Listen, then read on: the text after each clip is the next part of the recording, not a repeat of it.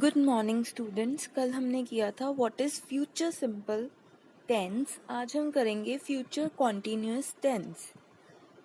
Form, तो इस tense की फॉर्म क्या होती है? This tense is formed with the future simple of to be plus present participle of the main verb. इसमें एक तो आएगा टू बी, ठीक है, और प्रेजेंट पार्टिसिपल होगा इसमें। For example, we will be flying to Rome this time next week. Will be, इसमें be आ गया पहले, ठीक है, to be के साथ present participle flying. What will you be doing this time next week? What will you be, ठीक है, plus doing present participle of the main verb. ये present participle हो गया main verb का. They won't be sitting in the classroom at 6 o'clock tomorrow. They won't be, ये हो गया future simple plus to be, उसके साथ sitting in the classroom, ये हो गया main verb at 6 o'clock tomorrow. Next is, we use this tense for actions that will be in progress at a certain time in the future, जो कि होंगे थोड़े time में. At 11:45 next Friday, I will be doing my chemistry exam. I'll be hiking through the states this time next year. कि मैं next year I'll be doing hiking. Next year मैं hiking करूँगा.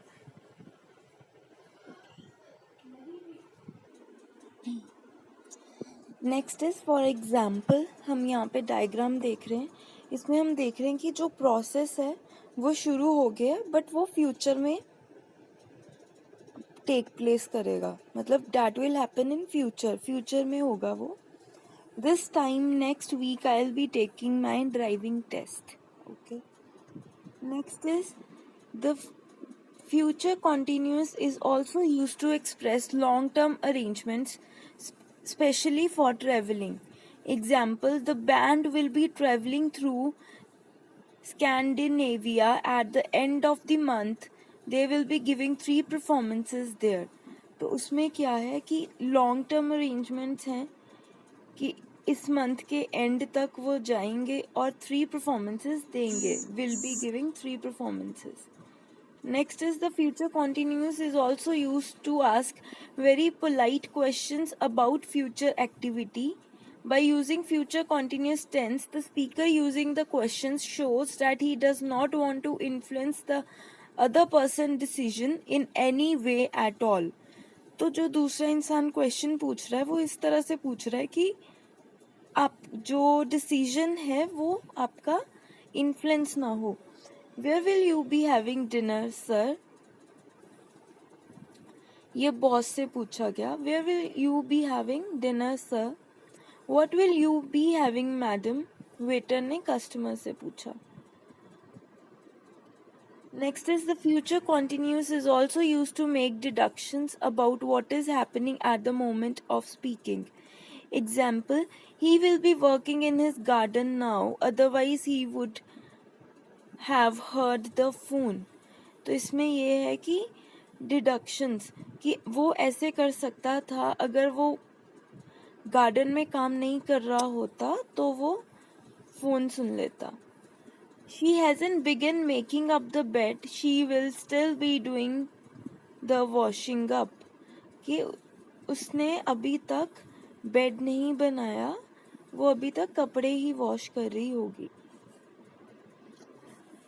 Next is future perfect.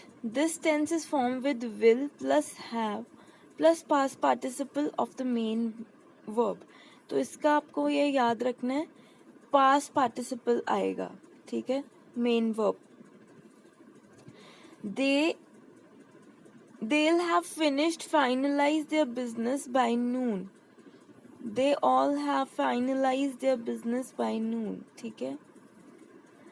Will they have copied all that material by Friday morning? Copied is past participle of the main verb. Copy का copied, okay. Will they have, ठीक है.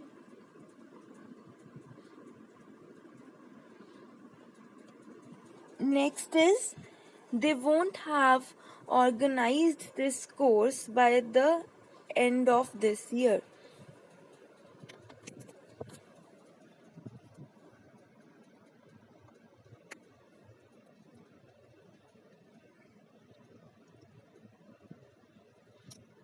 अब next is we use this tense to describe action which we know will be completed by certain time in future. मतलब वो actions जो थोड़े time में coming time में future में पूरे होंगे.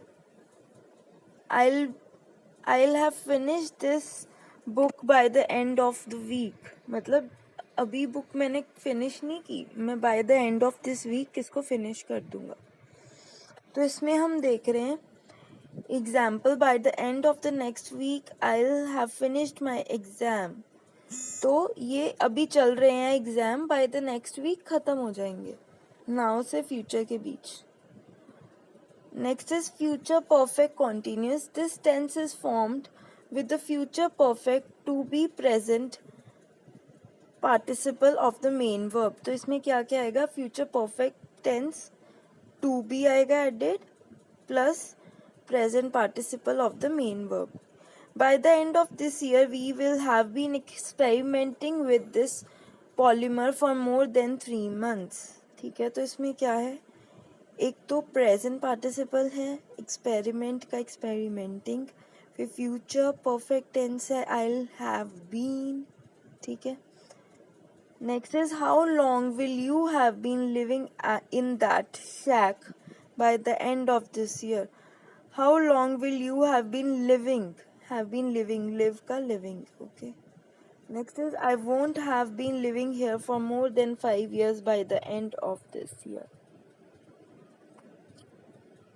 अब future perfect और क्यों यूज होता है? We use this tense to describe continuous and repeated actions which begin before a certain time in the future and will probably continue after that time. कि मतलब फ्यूचर में स्टार्ट होंगे और फिर थोड़ा टाइम चलते ही रहेंगे. By the end of this academic year I will have been teaching for 30 years. कि इस साल के एंड तक मुझे 30 years हो जाएंगे पढ़ाते. Next is on the time diagram. By the end of this academic year I will have been teaching for 30 years. Means past से मैं 30 साल से पढ़ा रही हूँ अभी तक और फ्यूचर में और भी पढ़ाऊँगी. ये एरोज ये शो करते हैं. तो thank you so much students. हमारा इतना ही टॉपिक था टेंसेस का. आई होप आपको ये समझ लगा हो. कोई डाउट हो तो let me know. Thank you.